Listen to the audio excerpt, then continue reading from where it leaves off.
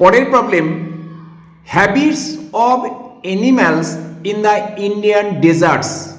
এখানে অ্যানালিসিস আমি দেখাচ্ছি। প্রথমেই তাহলে সেরকম মেন ক্লাস আমরা প্রথমে কোথা থেকে নেব, ফার্স্ট সামারি থেকে। আমরা ডিডিসি 19th এডিশনের ভলিউম 1 থেকে শেষের দিকে ফার্স্ট সামারি পিওর সায়েন্সেস 500 এটা নিলাম। তারপরে জুলজি, যেহেতু অ্যানিম্যালের ব্যাপার বলেছে, 590 জুলজিক্যাল সায়েন্সেস, এটা সেকেন্ড সামারি থেকে পেলাম।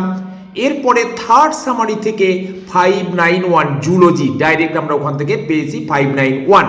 থার্ড সামারি পাওয়ার পর আমরা ভলিউম 2 যেটা শিডিউল, সেখানে আমরা চলে গেলাম।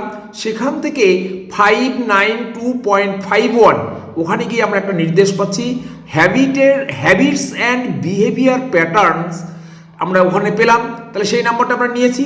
এইবার আমরা ডেজার্টস, ইন্ডিয়ান ডেজার্টস, আমাদের ইন্ডিয়ান ডেজার্টস এই নাম, আমরা ইন্ডিয়ান ডেজার্ট বলতে রাজস্থানকে বুঝি, কিন্তু আমাকে সেই নাম্বারটা তো বের করতে হবে। তাহলে আমরা টেবিল 2 থেকে সেই নাম্বার বের করব, কিন্তু এখানে কোনো নির্দেশ নেই।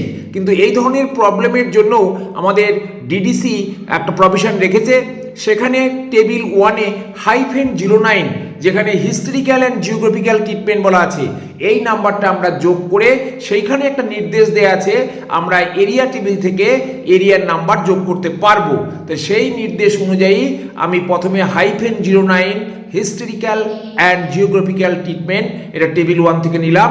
তারপরে তার নির্দেশ অনুযায়ী টেবিল 2-তে গেলাম, সেখানে গিয়ে -544 রাজস্থান। এবার তার তলায় অ্যাস্টারিক চিহ্ন দিয়ে বলা আছে থার্ড ডেজার্ট ব্র্যাকেটে ইন্ডিয়ান। তাহলে ইন্ডিয়ান ডেজার্ট আমি পেয়ে যাচ্ছি। তাহলে আমাদের সমস্ত ফ্যাসেটের নাম্বার পাওয়া হয়ে গেল।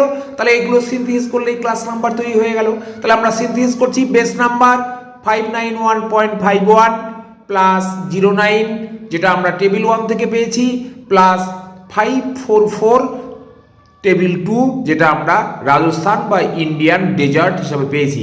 এবার যোগ করার পর কি হলো নাম্বারটা, 591.5109544, এটাই হলো আমার ক্লাস নাম্বার। তাহলে আমরা লাস্ট লিখবো, therefore the class number is 591.5109544। Thank you.